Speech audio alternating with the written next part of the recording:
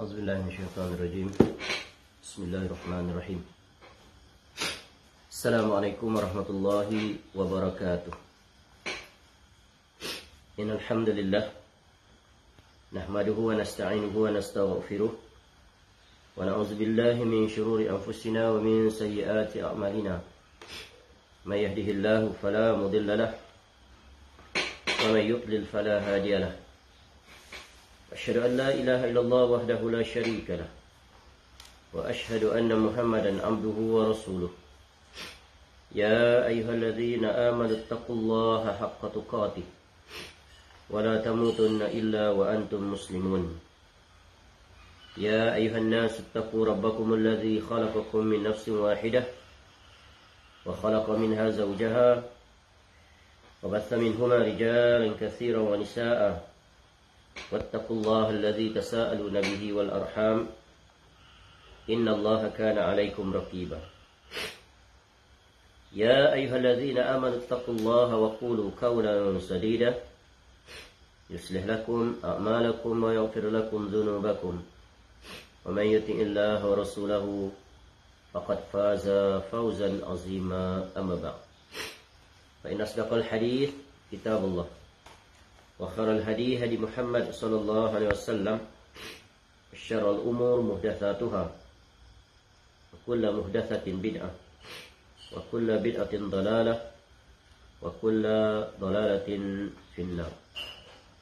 Allahumma inna nas'aluka ilman nafi'ah.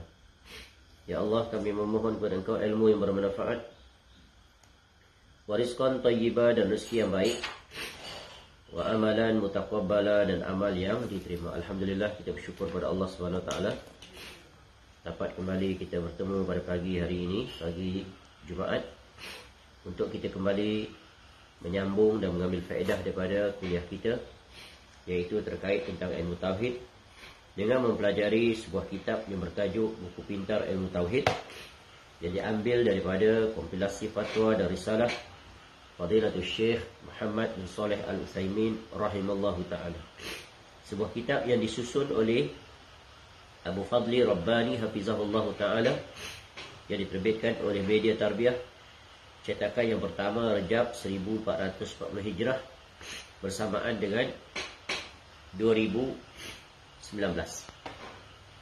Kitab yang membahaskan secara terperinci, yang terdiri daripada 12 bab.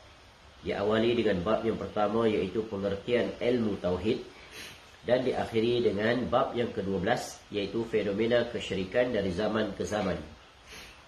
Yang mana perbahasan ini mengambil keseluruhannya daripada kitab ini, iaitu sejumlah hampir 600 halaman. Dan alhamdulillah, kita telah memulai pelajaran kitab ini, iaitu mulai daripada bulan 7, bulan Julai 2022, bersamaan dengan 6 Zulhijjah 1444 Hijrah.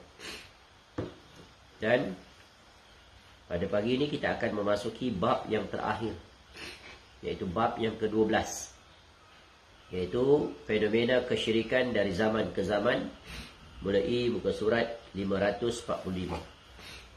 Mudah-mudahan dengan mempelajari kitab ini sejak daripada awal bab pertama sampai bab yang ke-12, yang merupakan bab yang terakhir, mudah-mudahan Allah memberikan kita kefahaman, dan yang kita tuntut, yang kita mohon daripada Allah Ta'ala agar kita memiliki akidah ataupun tauhid yang benar, selamat daripada sebarang kesyirikan sepanjang usia, sehinggalah kita kembali kepada Allah Ta'ala.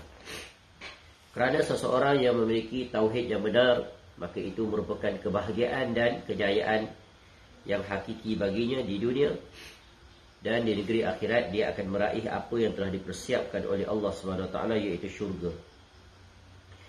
Syekhul Islam rahimahullah, Al-Imam Ibn Taymiyah rahimahullah, memiliki satu ucapan yang sangat bagus terkait tentang tauhid dan kesyirikan, yang sering kita ulang-ulang ketika kita memulai kuliah syarah terhadap kitab ini, di mana beliau rahimahullah mengatakan, aslus salahi at-tauhidu wal iman. Pokok segala kebaikan itu adalah at-tauhid dan al-iman. Wa aslul fasadi asyirku wal kufru. Ya, adapun pokok segala kerosakan itu adalah kesyirikan dan kekufuran.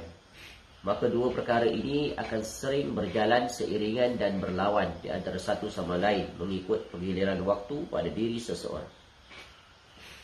Dan hendaknya setiap pribadi mukmin itu memastikan pada dirinya hanya ada satu saja yang bersamanya, yaitu at-tauhid wal iman, dan dirinya berlepas diri daripada yaitu kesyirikan dan kekufuran. Maka benarlah ikrarnya terhadap syahadatain, asyhadu an la ilaha illallah wa asyhadu anna Muhammadan abduhu wa rasuluh. Dan perkara ini tak dapat diraih oleh seorang mukmin melainkan dengan dia talabul ilm, belajar ilmu syar'i, belajar cara benar bagaimana memahami tentang syahadatain itu dari 5 sisi, yang kemudian datang cabang-cabangnya, yaitu sebagaimana yang kita belajar terkait tentang rukun Islam yang 5 itu, mulai yang 5 terkhusus mulai yang kedua, solat, puasa, zakat, haji. Kita akan mempelajari 5 perkara bagi setiap rukun Islam tersebut. Maknanya dari sisi bahasa dan istilah, syarat, rukun, pembatal dan natijah. Namun amat disayangkan ramai di kalangan umat Islam tidak mempelajari perkara yang sama untuk rukun yang pertama, pokok asas syarat bagi rukun Islam yang kedua, ketiga, keempat, kelima, yaitu syahadatain. Dari sisi wajib kita mempelajari tentang maknanya, tentang syaratnya, tentang rukunnya, tentang pembatalnya dan natijahnya.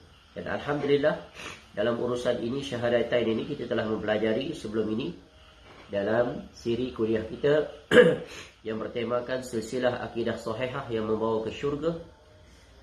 Kita telah mempelajari 2 buku yang melengkapkan rukun yang pertama ini dari sisi pemahaman, yaitu yang pertamanya kita telah mempelajari buku syarat dan rukun tauhid, kuncinya syurga penuh kenikmatan, dan buku yang kedua yaitu bahaya syirik, yaitu kezaliman yang menyeret manusia menjadi bahan bakar api neraka selama-lamanya. Dan insya-Allah, dan kemudiannya setelah kitab-kitab itu kita pelajari dan kita memasuki kitab ini, yaitu kitab yang terkait dalam silsilah akidah sahihah yang membawa ke syurga, yaitu kitab buku pintar ilmu tauhid. Dan kita sudah berada pada bab yang terakhir. Baik, langsung saja merujuk kepada kitab ini pada muka surat 545, bab yang ke-12, fenomena kesyirikan dari zaman ke zaman. Berkata Syekh Saleh Al-Utsaimin rahimahullah, sebagaimana yang disusun oleh Abu Fadli hafizahullah ta'ala, iblis sebagai musuh utama hamba-hamba Allah tabaraka wa ta'ala tidak henti-hentinya menyerukan kesesatan dan menjauhkan para hamba dari jalan Allah sejauh-jauhnya. Allah Subhanahu wa taala berfirman, A'udzubillahi minasyaitonir rajim. Innasyaitana lakum aduwwan fattakhizuhu aduwwa. Innama yad'u hizbahu liyakunu min ashabis sa'ir. Sungguh syaitan itu adalah musuh bagi kamu, maka anggaplah ia musuh kamu. Kerana sesungguhnya syaitan-syaitan itu hanya mengajak golongannya agar mereka menjadi penghuni neraka yang menyala-nyala. Surah Fatir, surah yang ke-35 ayat 6. Ayat ini merupakan salah satu daripada sekian banyak ayat yang Allah Ta'ala memperingatkan kita tentang hakikat jati diri siapakah dia itu, iblis dan anak keturunannya, yang kemudian dipanggil syaitan. Agar kita sebagai anak keturunan Adam ini hendaklah sentiasa teliti, berhati-hati, bersiap siaga, sedar, jangan lalai daripada musuh yang satu ini. Kerana iblis telah membuat pengisytiharan dengan beraninya apabila Allah Ta'ala telah menjatuhkan hukuman mandatori kepadanya, iaitu dia dijatuhi hukuman, iaitu hukuman yang mendapat laknat, mendapat kemurkaan, sesat dan dihumbankan ke dalam neraka kekal selama-lamanya. Ya, kerana apa? Kerana dia iri hati hasad terhadap Adam alaihissalam dan Hawa alaihissalam. Ya, kerana ketika mana Allah memerintahkan kepadanya, begitu juga seluruh penduduk syurga. Wa idh qulna lil malaikati isjudu li Adama fasajadu illa iblis aba wastakbara wa kana minal kafirin. Dan ingatlah ketika mana Allah Ta'ala berfirman kepada para malaikat agar mereka itu bersujud ya kepada Adam, sujud sebagai bentuk penghormatan, pemuliaan. Ya. Semua sujud kecuali iblis. Kenapa dia enggan dia sujud? Dia tak mau sujud, dia enggan kerana dia aba, takbur. Ya, sombong. Ya. Dia degil, ada sifat degil. Kenapa datang sifat-sifat ini? Kerana padanya ada hasad. Ya, aba wastakbara waka, aba enggan, wastakbara waka, takbur. Ya. Maka masuk dia di dalam golongan orang-orang yang kufur, yang ingkar. Berani dia mengingkari Allah. Ya, kenapa? Kerana dia merasa dirinya lebih baik daripada Adam AS yang baru Allah Ta'ala ciptakan. Ketika mana dalam ayat lain, ya, secara makna Allah menyebutkan, wahai iblis, kenapa engkau tak mau sujud kepada Adam yang aku ciptakan daripada kedua tanganku? Ya, ma mana'aka ila akhir ayat. Lalu iblis ada jawapan, berani dia. Padahal ya, yang bertanya kepadanya itu ada Allah Ta'ala yang sangat dikenalinya. Dia kata, khalaqtani min narin wa khalaqtahu min tin. Aku tak nak sujud pada dia sebab apa? Sebab engkau ciptakan aku daripada api, sedangkan dia engkau ciptakan daripada tanah. Ya, jadi iblis ni dia rasa diri dia lebih baik. Itu yang pertama. Yang kedua, dia guna akal untuk mengetahui sesuatu baik atau buruk. Padahal Allah memerintahkan. Maka iblis adalah contoh teladan yang paling pertama di dunia ni, makhluknya, yang menggunakan akal untuk membatalkan nakal. Dan perangai iblis ni berlanjut sampai sekarang di kalangan sebahagian orang Islam, ya, yang menggunakan akal, mengunggulkan akalnya melebihi daripada wahyu. Ini bukan berlaku di kalangan orang biasa, tapi atas nama agamawan. Nah, itu dalam perbahasan bab akidah yang lain. Baik. Jadi Allah ingatkan pada kita, jangan jadikan syaitan itu sebagai rakan. Selama-lamanya dia adalah musuh. Kerana apa? Syaitan ketika mana dia telah dijatuhkan hukuman oleh Allah, maka dia telah memohon, minta izin pada Allah. Ya, ibaratnya alang-alang dah sesat, dah dijatuhkan hukuman, kekal dalam neraka selama-lamanya. Ya, aku akan pastikan untuk ya, merosakkan, menyesatkan, membawa ya, penyebab aku keluar daripada rahmat Allah ini, iaitu anak keturunan Adam, untuk disesatkan. Ya, sebagaimana yang Allah sebut di dalam pelbagai ayat. Contoh ya, pada surah Al-Hijr, ya, ayat 39 hingga 40. Ya, qala, iblis berkata, Rabbi, wahai Rabbku, ya, bima aghwaytani la uzayyinanna lahum fil ardi wa la ughwiyannahum ajma'in illa ibadaka minhumul mukhlasin. Wahai Rabbku, sebab engkau telah telah memutuskan bahawa aku sesat, pasti aku akan menjadikan mereka, yakni manusia ni, anak keturunan Adam, memandang baik, yakni perbuatan maksiat mereka di muka bumi. Dan pasti aku akan menyesatkan mereka semuanya. Aku akan menyesatkan mereka semuanya, kecuali hamba-hamba engkau yang mukhlis di antara mereka. Apa makna mukhlis di sini? Ikhlas. Ya, memang ikhlas. Tapi maksud apa ni? Ikhlas ni buah daripada apa? Tauhid yang benar. Hanya orang yang memiliki tauhid yang benar, yang kuat, yang kukuh, tak tergoyahkan, maka mereka itu tak akan dapat diperdaya oleh syaitan. Ya.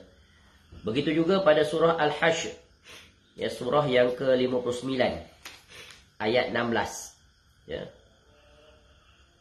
Allah Ta'ala berfirman, kamathalish syaitan idh qala lil insani kfur.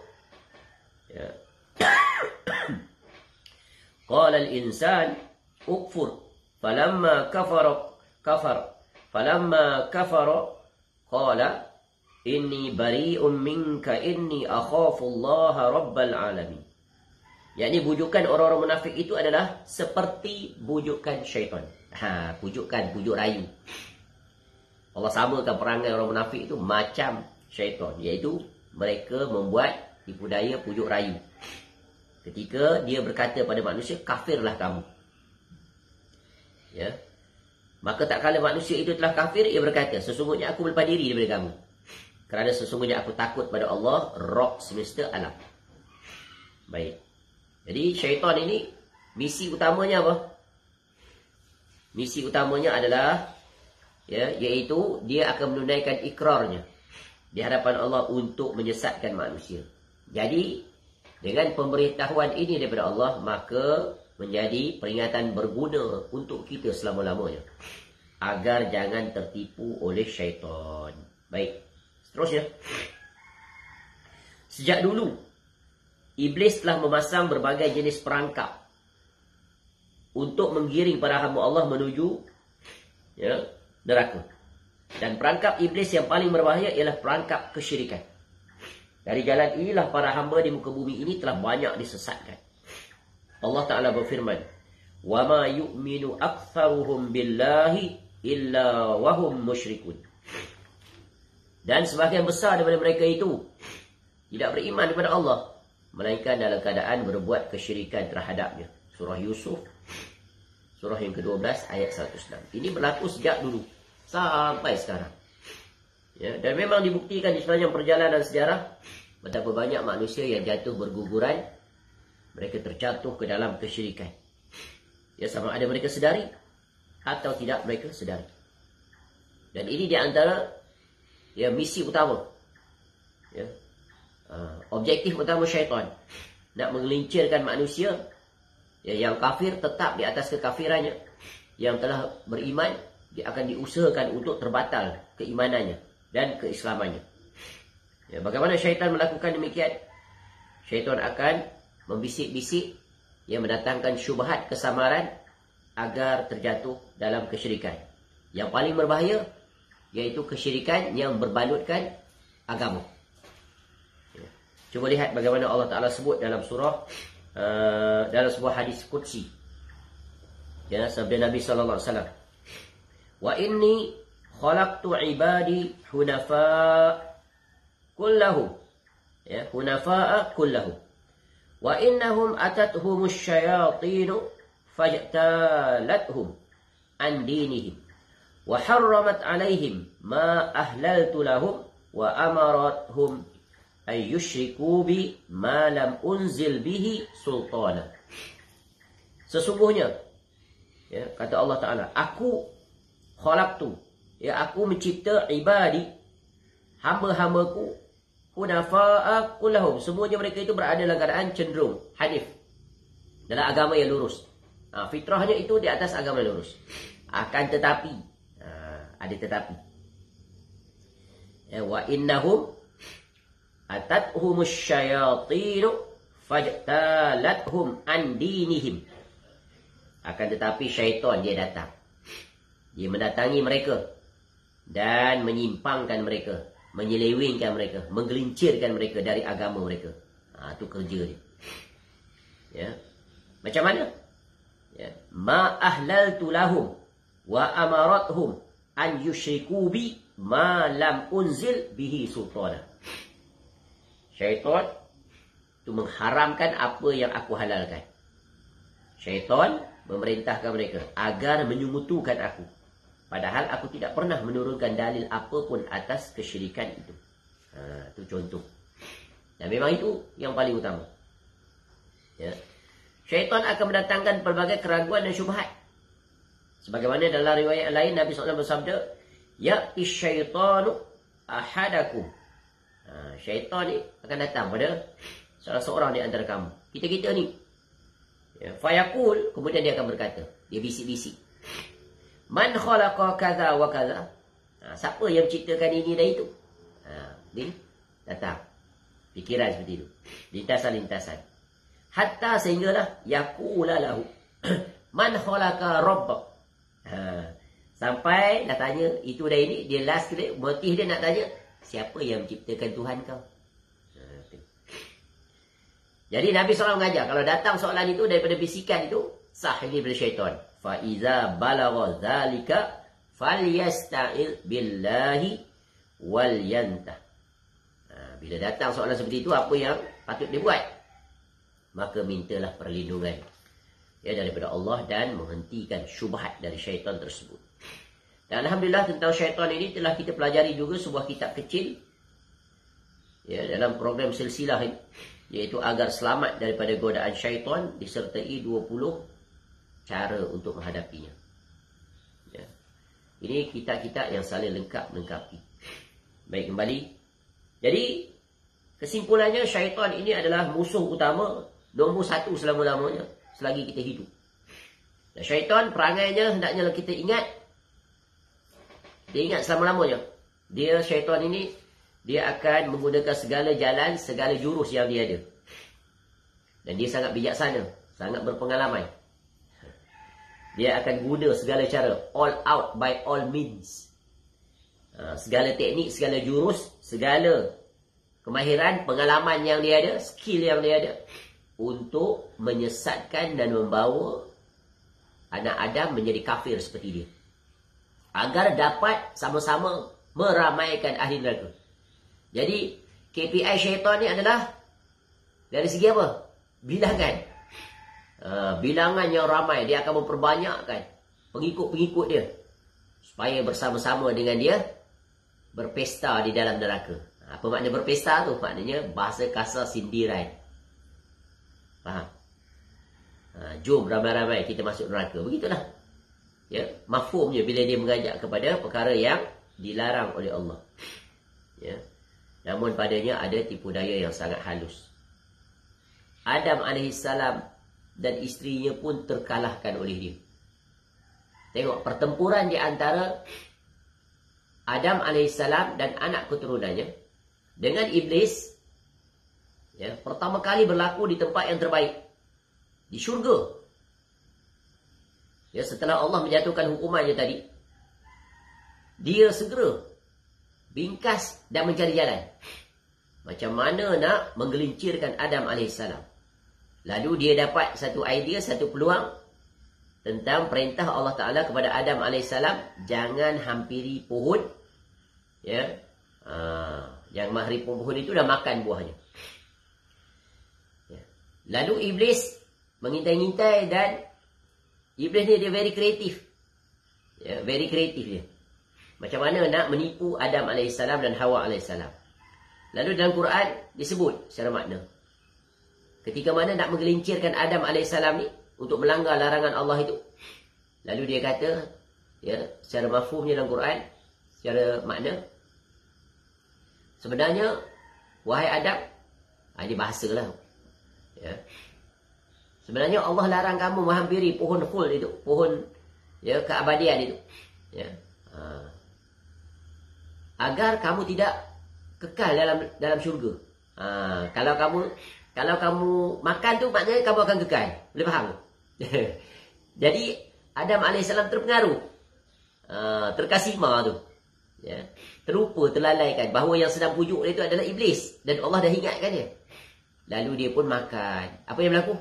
Immediately setelah makan, maka tertanggallah bajunya, auratnya pun tersingkap, dia dan isterinya. Lalu apa yang berlaku sesudah itu? Jadi pertempuran di antara iblis dan manusia, round yang pertama dimenangi oleh siapa? Iblis. Betapa licik dia. Namun sesudahnya bagaimana iblis itu dikalahkan kembali oleh Adam AS? Adakah Adam AS dan isterinya tewas selama-lamanya? Tak. Dia bangkit. Iblis mengalahkan Adam AS dengan Adam AS dan isterinya terjatuh ke dalam pelanggaran maksiat yang pertama, di tempat yang terbaik dalam syurga, iaitu langgar perintah Allah yang satu itu, disebabkan oleh kesilapan. Kesilapan mendengar tipu daya iblis yang sangat licik, yang sangat halus, bahasa-bahasa yang manis. Tapi Allah ilhamkan kepada Adam AS untuk kembali mengalahkan iblis. Bagaimana? Iaitu bertaubat kepada Allah disebabkan kesilapan itu. Dan Allah ajar, ilhamkan pada Nabi Adam AS, iaitu dengan doa yang sangat agung. Itulah doa yang mula-mula, ya, tentang permohonan keampunan pada Allah. Rabbana zalamna anfusana wa illam taghfir lana wa tarhamna la nakunanna minal khasirin. Doa yang sangat indah, doa yang sangat agung, doa yang menunjukkan penyesalan yang amat dalam. Tersilap di dalam bertindak, merayu kepada Allah. Rabbana, wahai Rabb kami, zalamna anfusana, kami ni telah menzalimi terhadap diri kami ni. Adam AS doa berdua untuk isterinya, dengan isterinya sekali, wakil. Betul kan? Wa illam taghfir lana, kalau engkau tak ampuni dosa kami ya Allah, la nakunanna minal khasirin, nescaya kami menjadi orang-orang yang paling rugi.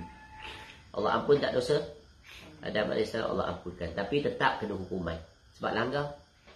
Maka Allah, sebab syurga tak boleh orang yang melanggar pelanggaran, orang yang bersih. Ini semuanya telah ditentukan aturan oleh Allah bahawa Adam AS dan anak keturunannya akan menjadi penduduk bumi, dan di situ mereka akan diuji, dan akhirnya mereka akan kembali semula ke syurga. Ya, jika mengikut aturan, ajaran dan hukum yang telah ditetapkan oleh Allah, iaitu istiqamah di atas tauhid dan tak terbatal sama sekali, dan dijauhkan daripada syirik. Ya, itu kunci dan jurus utama yang akan digunakan. Kunci, jurus, modus operandi yang sama yang akan digunakan oleh iblis. Ya. Jadi iblis gagal untuk masuk dari sisi kesyirikan dan kekufuran, tapi dia akan masuk menerusi dosa dan maksiat.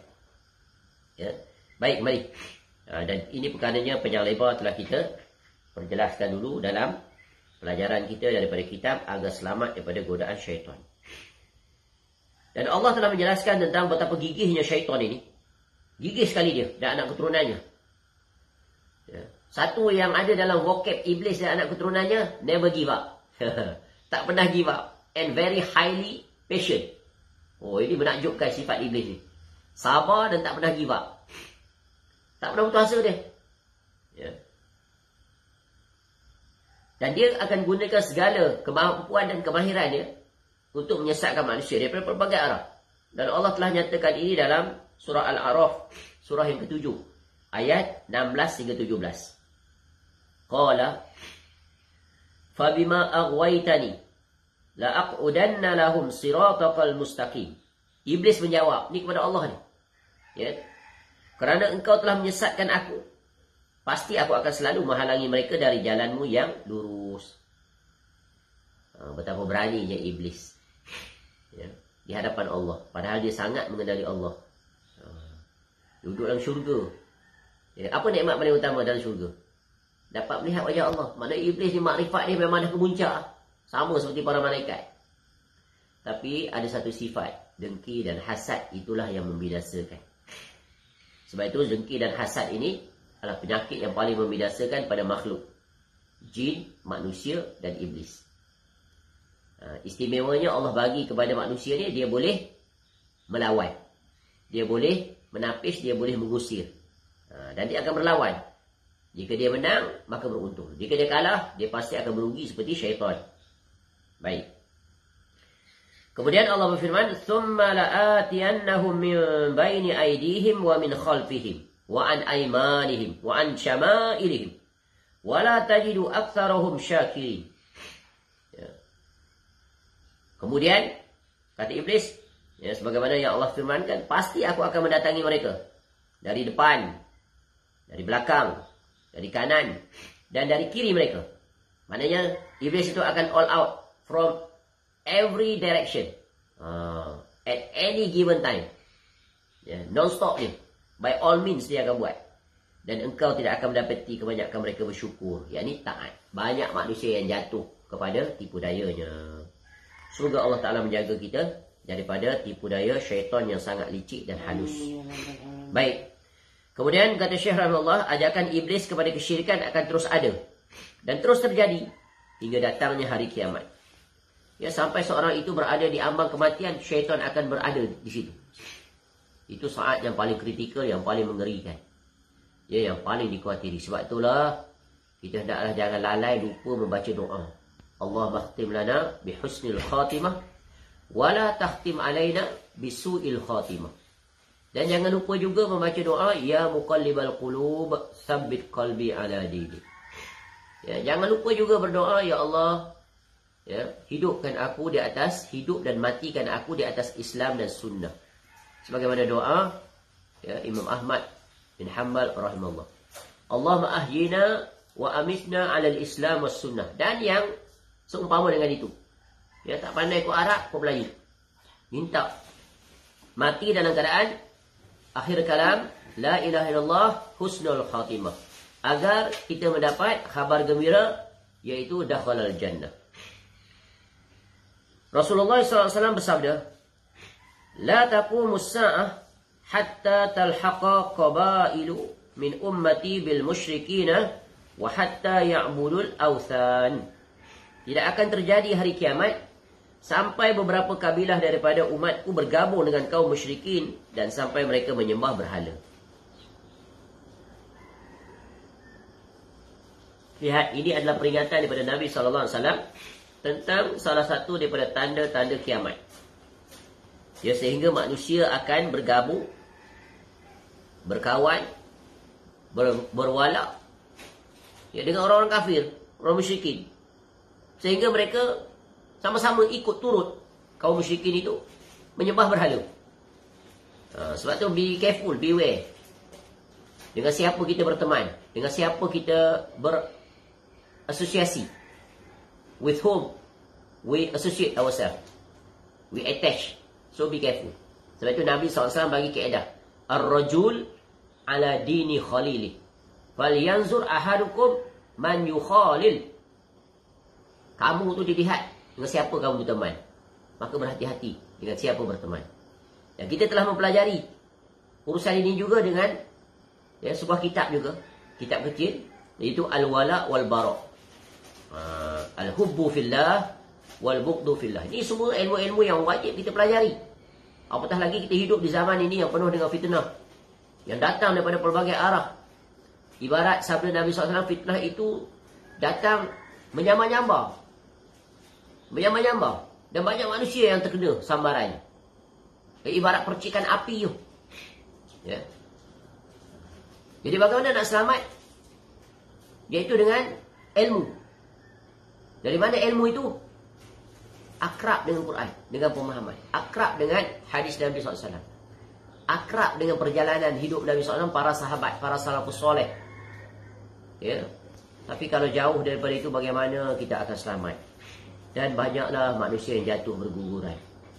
Sedangkan dia menyangka dia berada di atas kebenaran. Dia menyangka dia berada di atas tauhid. Padahal dia telah terjatuh ke dalam kesyirikan. Dia menyangka dia berada di atas sunnah, sedangkan dia telah terjatuh ke dalam kebid'ahan. Sebab itu wajib mempelajari tauhid. Ya. Sama juga wajib mempelajari tentang syirik. Wajib mempelajari tentang sunnah. Sama juga wajib mempelajari tentang bid'ah. Wajib mempelajari tentang amal soleh. Wajib juga mempelajari tentang amal toleh. Wajib mengetahui tentang pahala, maka wajib juga mengetahui tentang dosa. Wajib mempelajari tentang beriman kepada malaikat. Wajib juga mempelajari tentang syaitan. Kerana kalau tak ditahu lawannya, maka keberangkalian akan jatuh pasti. Ya, pasti. Orang tidak tahu, orang jahil, dia akan jatuh tak ke dalam kejahilan.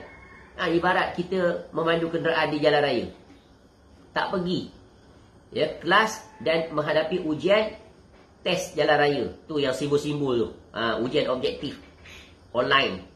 Ni 110 ni, sainis ni apa makna? Double lane ni apa makna? Petak jalur-jalur putih, jalur-jalur kuning apa makna? Ya, dan pelbagai lagi. Kalau tak belajar, potensi nak langgar ada tak? Ui, sangat besar lah. Walaupun dia pandai bawa kereta. Ya, kereta pakar dia. Ya. Tahu dia nak corner, nak speed, nak slow, nak brake. Ya. Tetapi kalau dia tak tahu undang-undang di jalan raya, maka dia pasti akan langgar. Dia pasti akan terjatuh. Sebab itu penting mengetahui pasangan setiap apa yang Allah ciptakan ini, khususnya dalam bab ini. Sebab itu kita selalu bawa perkataan ya, tentang hadis Nabi SAW yang datang daripada Huzaifah bin Yaman radhiyallahu anhu. Kana an-nas yas'aluna Rasulullah sallallahu alaihi wasallam 'anil khair. Wa kuntu as'aluhu 'anil syarri makhafata an yudrikani. Ya, dahulu manusia sering bertanya pada Rasulullah SAW tentang kebaikan. Sedangkan aku justru bertanya tentang keburukan. Apa tujuan? Agar ya, disebabkan rasa takut keburukan itu akan menimpaku. Jadi pasangan kena tahu, belajar dua arah. Kebaikan dan keburukan. Positif dan negatif. Tauhid dan syirik. Sunnah dan bid'ah. Dan begitulah semuanya berpasangan. Maka kita kena belajar dulu. Daripada hadis Nabi SAW ini keluarlah satu syair oleh Abu Faras Al-Hamdani rahimahullah. Yang indah sekali susunannya. Araftu syarra la li syarri, lakin li tawaqqi. Aku mengetahui keburukan bukan untuk berbuat keburukan, akan tetapi agar aku dapat menghindarinya. Atau aku tak terjatuh padanya. Wa man lam ya'rif asy-syarra minan nasi yaqa'u fi. Ni key point ni kat sini. Kerana barang siapa yang tidak mengetahui keburukan, dapat saja dia terjerumus ke dalamnya. Kalau tak tahu tentang kesyirikan, boleh jatuh tak? Boleh jatuh. Dan betapa halusnya kesyirikan ini sebagaimana yang telah kita pelajari pada bab yang ke-11. Ya, tentang syirik ini dia sangat halus. Ibarat semut hitam yang berada di atas batu yang hitam berada di malam yang kelam. Macam mana nak trace? Macam mana nak detect? Melainkan memiliki ilmu yang jelas, ya, yang soreh, yang sahih, dan ilmu yang dapat membantu pemiliknya untuk mengesan, nak detect. Ya. Dan betapa banyak manusia yang mengabaikan tentang ilmu ini. Akhirnya mereka jatuh bergelimpangan. Dan pastinya mereka tidak sedar atau mereka sedar. Baik, kembali. Jadi beberapa penegasan, ya, faedah tambahan yang hendaknya kita beri perhatian. Kerana Nabi SAW telah menjelaskan hal ini, Quran tak terhitung banyaknya. Baik. Catatan sejarah telah menorehkan keberhasilan iblis dalam menyesatkan para hamba kepada kesyirikan. Generasi demi generasi, kaum demi kaum, bangsa demi bangsa yang telah tumbang oleh tipu daya iblis haruslah menjadi pelajaran bagi generasi mutaakhir kaumnya, khususnya umat Nabi Muhammad SAW, agar tidak terjatuh ke lubang yang sama. Sayangnya, begitu sedikit yang dapat mengambil hikmah dan pelajaran darinya. Allah Ta'ala berfirman, "A ilahum ma'allah ma tadhakkarun." Apakah atau adakah di sisi Allah ada Tuhan yang lain? Sedikit sekali kamu mengambil pelajaran. Surah An-Naml, surah yang ke-27, ayat 62. Ya. Persoalan ini, Allah tanya, adakah di sisi Allah Tuhan yang lain? Kalau kita baca Quran, kita akan temui. Ada manusia yang mengambil syaitan itu sebagai Tuhannya, yang ditaati. Ada manusia yang mengambil hawa nafsunya sebagai Tuhan-Tuhan yang disembah, yang diikuti, yang didengar. Ada manusia yang mengambil patung-patung berhala. Itu terang, jelas. Ada manusia yang mengambil apa? Ya, dunia, harta benda sebagai Tuhan-Tuhannya. Sehingga mereka meletakkan itu sebagai prioriti utama kehidupan. Mereka melalaikan hak-hak Allah Ta'ala. Padahal hak Allah Ta'ala yang paling utama apa? Sebagaimana soalan yang diajukan kepada Mu'az radhiyallahu anhu. Oleh siapa? Oleh Nabi sallallahu alaihi wasallam. Ya Mu'az, atadri ma haqqullahi 'alal ibad wa ma haqqul ibadi 'ala Allah. Wahai Mu'az, tahu tak kamu apa hak Allah terhadap hamba dan apa hak hamba terhadap Allah? Lalu Mu'az menjawab, hanya Allah dan Rasulnya lah yang mengetahui. Tu. Lalu jawab Nabi SAW, haqqullahi 'alal ibad an ya'buduhu wa la yusyriku bihi syai'a. Hak Allah atas hamba adalah, iaitu Allah Ta'ala itu diibadahi, ditauhidkan, iaitu mentauhidkan Allah dalam beribadah kepadanya semata-mata dan sekali-kali tidak melakukan kesyirikan. Itulah dia makna. Itulah makna apa? Islam. Ma makna Islam? Al-Islam iaitu wal istislamu lillahi bitauhid wal inqiyadu lahu bitta'ah wal bara'atu minasyirki wa ahli. Itulah prinsip natijah syahadatain ataupun syahadah la ilaha illallah, iaitu keluarnya prinsip al-wala' wal bara'. Iaitu kamu menyerahkan diri dalam mentauhidkan Allah, ya, dalam beribadah kepadanya. Dan pada masa yang sama kamu menjauhkan diri, melepaskan diri pada kesyirikan dan sekutu-sekutunya. Itulah dia tauhid yang sejati. Tak ada terkontaminasi dengan kesyirikan, walaupun apa jenisnya. Syirkun asghar, syirkun akbar, syirik asghar, syirik khafi. Selamat. Itulah dia akidah yang selamat. Ya, salim. Salamatul mu'taqad. Selamat iman, selamat tauhid. Itu wajib kita jaga sampai kita mati. Ya, kerana syarat untuk mendapat keampunan, mendapat keredaan, dapat memasuki syurga adalah adanya tauhid, walaupun sebesar iman. Ya. Walaupun sebesar iman. Menunjukkan tauhid ini bukan senang untuk dijaga. Sehingga Allah bagi kelonggaran sampai walaupun sebesar zarah. Ya, padahal sebesar zarah itu paling minima, paling kecil. Sebagaimana yang digambarkan tentang tanda kiamat. Tanda kiamat besar salah satunya apa? Ya. Penghujung kiamat, bukan dah hujung dah, nak kiamat dah. Apa tanda dia? Sekejap lagi akan berlaku kiamat. Hancur dunia. Apa? Ketika mana yang hidup ketika diambang kiamat itu, yang tinggal hanya orang kafir yang pure 100%. Tak ada satu pun orang yang beriman. Ya, iman yang paling minima sebesar zarah. Ketika itu, sebelum tu dah dimatikan mereka itu. Allah datangkan angin daripada arah Yaman atau Syam. Sehingga di mana pun mereka berada, sampai dalam gua pun angin itu akan datang menyapa mereka, mati mereka itu. Yang ada sebesar zarah iman. Maknanya masih ada. Dia ingat pada Allah. Walaupun ketika itu dah tak beribadah langsung lah. Maka yang tinggal ketika itu siapa? Orang yang dalam hatinya penuh dengan kekufuran. Dan digambarkan dalam hadis, ya, situasi ketika itu yang tinggal adalah orang kafir yang paling jahat. Kemudian mereka sesama mereka saling bergaduh, saling berebutan. Kemudian syaitan membisikkan mereka ketika itu agar menyembah berhala. Dan ketika itu mereka berada dalam keadaan yang sangat aman makmur. Hidup mewah. Maka sebentar lagi datanglah tiupan sangkakala kiamat. Matilah mereka itu dalam keadaan yang terkapai-kapai. Ia terkejut.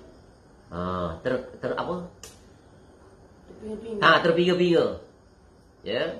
Sebagaimana yang digambarkan dalam Al-Quran, khususnya pada surah, ya, Al-Insyiqaq, ya, 3 surah itu. Yang Nabi SAW kata, jika kamu ingin melihat kiamat itu di depan mata kamu, maka bacalah 3 surah itu. Surah At-Takwir, Al-Insyiqaq dan apa satu lagi? Al-Zalzalah. Ya. Al-Zalzalah, gegaran itu. Ya, 3 surah itu Nabi SAW perintahkan kita untuk mentadaburinya. Surah At-Takwir, surah Al-Infitar dan surah Al-Insyiqaq. At-Takwir surah yang ke-81, Infitar surah 82 dan surah 84 Al-Insyiqaq. Itu Nabi SAW dah peringatkan. Ya, for us to well prepared. Jangan lalai alpa dalam kehidupan. Kerana mati itu tidak mengenal usia. Tua atau muda, sehat atau sakit, lapang atau sibuk. Semua orang telah ditetapkan. Tak dilewatkan sesaat, tak dicepatkan sesaat. On the dot, tak ada toleran langsung. Begitulah dia tentang apa? Tentang kematian. So kita buat persiapan. Ya, Allah sebut dalam Quran, wala yuakhirallahu nafsan idza jaa ajaluha. Macam mana Syekh? Wala yuakhirallahu nafsan idza ajaluha. Kelawut juga hambur. Macam mana? Wala yuakhirallahu. Bukan itu ayat ni. Apabila datang surah apa? Surah Al-Jumu'ah ke surah As-Saff?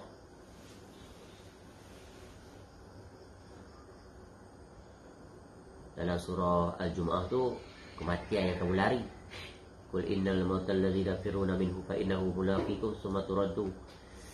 Allah Rabbi syukur.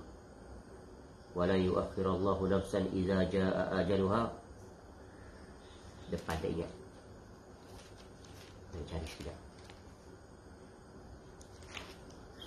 Surah As-Saff.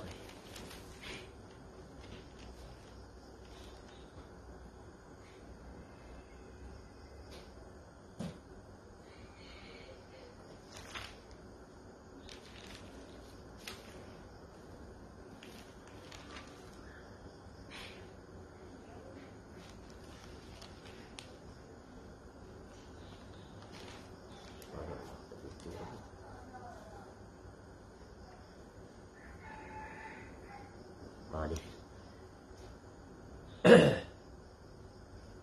Wa la yu'akhirullahu nafsan idza jaa ajaluha wallahu khabirun bima ta'malun. Ada satu lagi apa ayat tu? Yang Allah tak akan lewat dan tak akan percepat walau sesaat. Dan Allah sekali-kali tidak akan menangguhkan kematian seorang apabila datang waktu kematian. Baik, kembali. Kat mana tadi?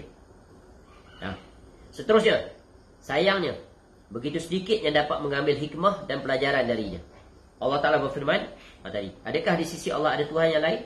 Sedikit sekali kamu mengambil pelajaran. Manusia ni banyaknya lalai. Lalai sebab apa? Lalai tak nak belajar, tak nak duduk dengar kuliah. Dia sibuk dengan dunia. Sebab tu kita ni setiap saat hendaklah sentiasa teliti dan berhati-hati. Selalu ingat kepada Allah. Sebab tu ilmu ini menjadi kewajipan sepanjang usia sampai mati. Tak ada istilah saya dah alim, dah habis belajar dah. Dah ada diploma, ada degree, ada master, ada PhD, dah pandai dah. Tak. Sampai mati kewajipan belajar. Sebagaimana kata apa bidalan bahasa tu. Syakir macam mana baca? Daripada liang lahat. Daripada buayan hingga ke yang lahat. Macam mana? Translate sikit ke Arab. Minal mahdi dan lahdi. Tu dia. Ya, daripada buayan sampai kepada kematian, tak akan berhenti. Cuba lihat apa kata Imam Ahmad rahimahullah ketika ditegur. Imam ni pergi mana pun bawa pena, bawa kitab. Lalu orang yang murid-murid yang bertemu tanya, wahai Imam, kamu ni ke mana pun bawa kitab, bawa pen. Padahal kamu imam nombor 1, imam mustahid ni, alim. Ya, hafal sejuta hadis. Siap dengan sanad matan tu tak boleh lagi sanad tu. Sejuta kali ya, kalau sanad tu ada 5 orang dalam rangkaian, tak 5 juta. Alim kabir. Kemuncak lah. Lalu kata Imam Ahmad bin Hanbal rahimahullah, tenter besar nak kata apa sekali?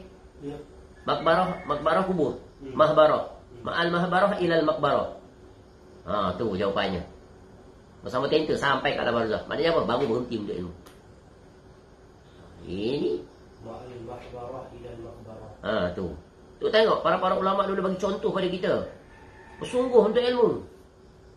Dan menuntut ilmu tu bukan untuk meraih dunia, bukan. 4 tujuan belajar. Khusus ilmu syar'i. Apa tujuan 4? Tuan-tuan, sebab apa kita belajar?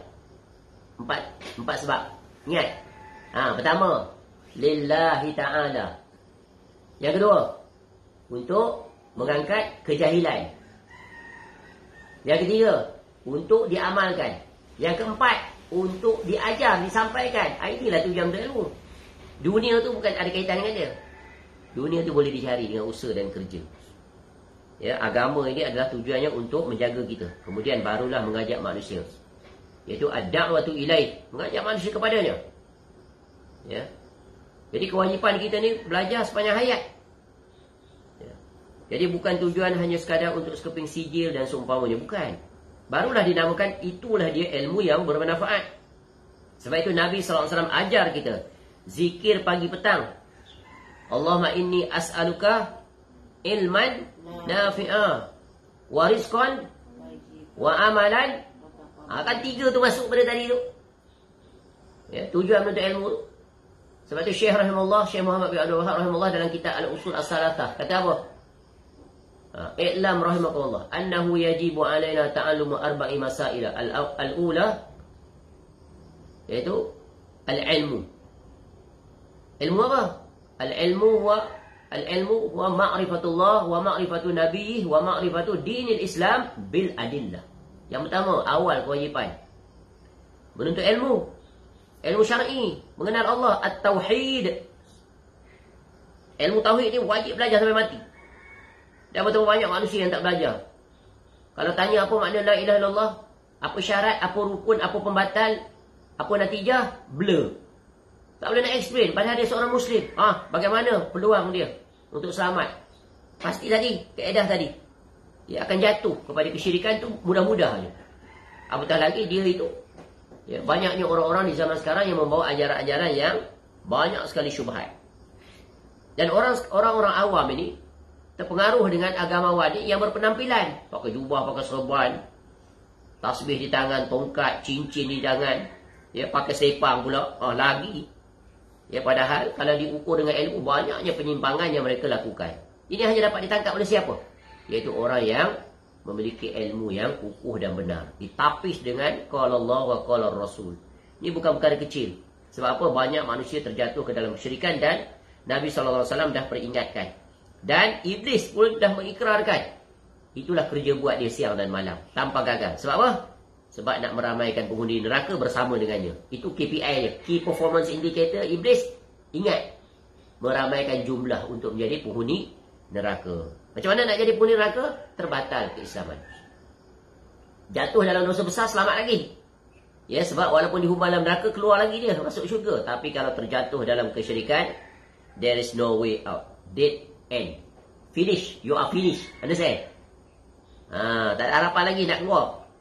Sebab Allah sebut jatuh dalam kekafiran, khalidina fiha abada finnar. Sebab itu Allah jatuhkan hukuman pada orang kafir.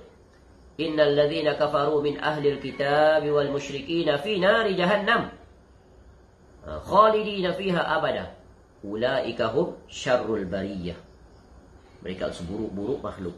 Siapa saja yang melakukan kesyirikan, siapa saja orang-orang kafir, maka mereka ada seburuk-buruk makhluk. Kenapa Allah nyatakan mereka sebagai seburuk-buruk makhluk? Sebab mereka kufur pada Allah yang memberikan nikmat kepada mereka itu tak terhitung banyaknya.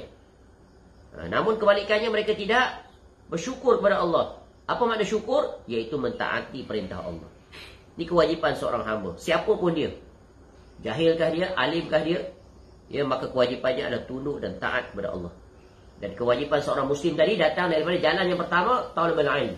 Tak terhitung banyak hadis dalam Quran.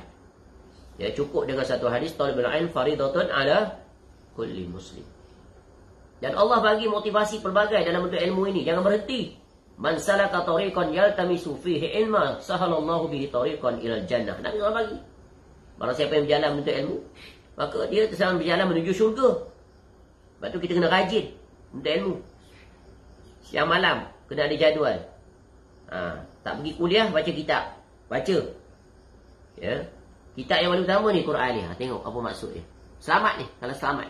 Kalau kita akrab dengan Quran, insya-Allah kita akan selamat.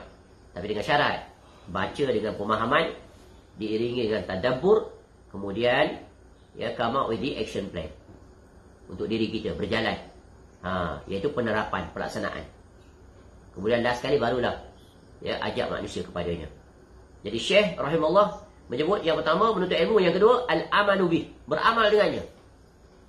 Ya, yang ketiga iaitu ad-da'watu ilaih, mengajak manusia kepadanya. Yang keempat as-sabru 'alal adzabi, bersabar di atas tiga perkara itu. Menuntut ilmu perlukan kesabaran, kesungguhan. Ya, banyak resepi, syarat. Sebagaimana kata Imam Syafi'i rahimahullah, akhi lan tanala al-'ilm illa bi sittatin.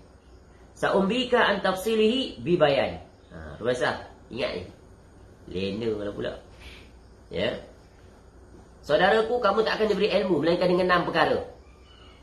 Ini urusan dunia pun terpakai, urusan akhirat apatah lagi. Kamu tak akan meraih ilmu kecuali dengan 6 perkara. Aku akan jelaskan pada kamu secara terang. Dengan bayan, kejelasan, keterangan. Apa dia? Nak jadi orang yang menuntut ilmu dia berjaya. Ya, bukan lulus cemerlang, bukan. Nak jadi orang yang berjaya dalam menuntut ilmu ni ada 6 syarat. 1, zakaun, kecerdasan. Kemudian yang kedua, wahirsun, kemahuan. Kemahuan. Yang ketiga, wajtihadun, kesungguhan. Yang keempat, wabul qotun, bekalan. Bekalan apa? Kitab, pen, macam-macam ya, beg. Ni datang kuliah kitab pun tak bawa. Bawa badan je. Macam mana nak alim? Kecuali lah genius. Ya, born gifted, born talented. Yang kelima, wasuhbatu ustaz, bersahabat dengan pengajar, beri perhatian, adab. Yang keenam, watuluz zaman, panjang masa. 7,5 lah nak berhenti. Ya, panjang. Bertahun nak ni belajar kitab ni. Bukan senang nak habis. Setiap hari. Kadang pagi, kadang petang. Perlu kesabaran tak? Yang mendengar perlu sabar, yang menyampaikan perlu sabar. Banyaknya halangan. Tapi kena teruskan. Ya, kena sabar duduk. Bukan senang nak sabar mengaji kitab. Satu kitab ni berbulan. Berpuluh-puluh hari mendengarnya. Sabar. Be patient. Then you will achieve success in your life. Kalau hilang sifat ni. Dan ingat, nak jadi orang alim, mesti banyak baca kitab. Mesti dengar kuliah. Wajib. Baru boleh jadi orang alim. Walaupun kelulusan mumtaz A. Tapi belum tentu dia alim. Betul kan? Dia belajar bagian hadis contohnya. Bagian lain fail out. Tafsir out. Jadilah ensiklopedik. Ulama yang ensiklopedik. Alim yang ensiklopedik. Macam ulama-ulama dulu. Semua ilmu berhimpun. Tu baru dia alim betul. Dia bersungguh untuk ilmu. Belajar semua. Jangan belajar, contoh di universiti, kita belajar subjek hadis je lah kita belajar. Itu pun yang dalam buku. Buku lain tak tertulis. Padahal banyaknya buku-buku pelbagai lagi yang perlu kita teroka. Tu nasihat. Nak jadi alim, mesti akrab dengan buku. Dengan kitab. Banyak luangkan masa. Tengok tok guru kita wasiat apa? Dalam satu hari, kita mesti spend at least 4 hours reading. Nak jadi orang alim, sekurang-kurangnya 4 jam. Itu 4 jam minimal lah. Kita tengok Syekh Al-Albani rahimahullah. Duduk atas tangga baca kitab kat library. Daripada pagi sampai petang. Duduk atas tangga. Tak bergerak. Punya khusyuk, punya beri perhatian. Ya, spend the whole day, the whole life. Ya, jadi Allah muliakan dia. Tengok, kitabnya beratus tajuk, berjilid-jilid. Dengan usianya seperti itu, berberkah. Dan kitabnya itu tak ada satu manusia yang tidak berhajat padanya sampai sekarang. Di rumah-rumah sama ada muridnya ataupun lawan yang tak bersetuju dengannya, ada juga kitabnya. Nampak? Begitulah Allah muliakan para ulama. Sebab apa? Juhud mereka itu, kesungguhan dan keikhlasan mereka itu, maka Allah akan bagi. Bagaimana mereka meraih ilmu begitu dengan usia mereka yang terbatas, keberkahan usia? Sebab apa? Sebab dibaringi dengan satu sifat. Apa dia? Taqwa Allah. Sebab itu Allah sebut dalam Quran, wattaqullah wa yu'allimukumullah. Bertakwalah kepada Allah, maka Allah akan bagi kamu ilmu. Itulah ilmu yang hakiki. Baca, Allah bantu kita faham. Tu. Ya, sebab itu menjadi seorang faqih ini adalah nikmat. Berilmu belum tentu faqih, tapi faqih itu yang diinginkan. Sebab itulah Nabi SAW menyebutkan, man yuridillahu bihi khairan yufaqih fiddin. Yufaqihu fiddin. Ya, Allah akan bagi dia kefaqihan. Betapa banyak manusia yang faham ilmu tapi belum tentu dia faqih. Dari segi apa? Penerapan. Baik, yang terakhir. Maka berikut ini, kata Syekh rahimahullah, kami paparkan sebahagian kaum yang telah dijerumuskan oleh iblis ke dalam lembah kesyirikan sebagai peringatan bagi kita semua supaya tidak menempuh jalan yang sesat seperti mereka. Wallahu muwaffiq. Jadi dalam bab ini nanti Syekh rahimahullah akan jelaskan ada 6 contoh kesyirikan dari zaman ke zaman. Dimulai dengan kesyirikan yang pertama di atas muka bumi ini itu kesyirikan di masa Nabi Nuh AS. Yang kedua kesyirikannya kaum Yahudi. Yang ketiga kesyirikannya kaum Kristian. Yang keempat kesyirikannya kaum Syiah dan kaum Sufiyah. Yang kelima kesyirikannya kaum Sufiyah khusus Sufi. Sufi ini sinonim dia dengan kuburi. Ya, dan yang keenam kesyirikannya kaum kebatinan dan kejawen. Kejawen ni Indonesia banyak. Ya, cukup banyak ni. Agama berbentuk budaya lokal. Kaum kebatinan banyak. Di Malaysia banyak. Ya, kalau tengok YouTube tu, pengikut ramai. Kaum batin ni apa? Ayat Quran ni ada zahir, ada batin. Huruf-huruf ni ada maksud. Ada rahsia. Ya. Solat ada solat zahir, solat batin. Solat da'i, macam-macam. Ni kalau tak tahu ni banyak manusia cerita tu. Ya. Dan betul banyak aliran kebatinan di Malaysia ni berleluasa, bercampur macam cendawan. Dia bahaya tak? Cendawan selepas hujan. Dia tak hujan bertumbuh juga cendawan tu. Kesyirikan tu ajaran minallah Ibrahim lah bagai-bagai tu. Tak terhitung banyaknya. Ajaran atas nama Tok Penali. Padahal Tok Penali berlepas diri daripada dia. Tulis buku berjilid-jilid. Yang ajaibnya kelompok kebatinan ni pandai menulis. Banyak buku-buku dia. Ya. dan pandai berbicara, tapi guna akal dan semuanya. Dan menafsirkan Quran dengan cara yang batin. Dan yang ajaibnya orang ikut baca Quran tak betul. Baca Quran tu macam baca Iqra 3. Tapi kononnya ustaz dia ikut, oh ramai ribu, puluh ribu. Baca Quran pun seolah-olah bila kita dengar dia baca tu macam dia baca yang translasi Roman tu. Bukan yang Arab tu. Yang Roman tu. Kan Quran dulu zaman kita tu kan ada tulis yang Melayu tu kan. Dia pergi baca waktu tu. Senang sangat tangkap. Ajaib manusia ikut. Betapa manusia ni jahil sungguh. Tapi tak heran. Sebab kita dibesarkan dalam sistem tak belajar agama. Di sekolah, berapa subjek agama belajar? Satu. Itu pun belajar pun tak faham. Apalah ustaz yang mengajar. Dia tengok je lah. Itu pun tak wajib lulus periksa. Pilih. Padahal agama wajib. Lepas tu pemerintah ni yang ada sekarang ni mewajibkan. SPM wajib lulus agama. Itu minimal lah sebagai permulaan. Sepatutnya wajib cemerlang tu kan. Agama pun dah boleh rosid gagal. Makbul. Takkan makbul je. Matematik kau boleh A. Letak je tu. Sebab seorang Muslim wajib memiliki pemahaman yang benar. Dia mesti A tentang agama ni. Tauhid dia A. Ibadah dia A.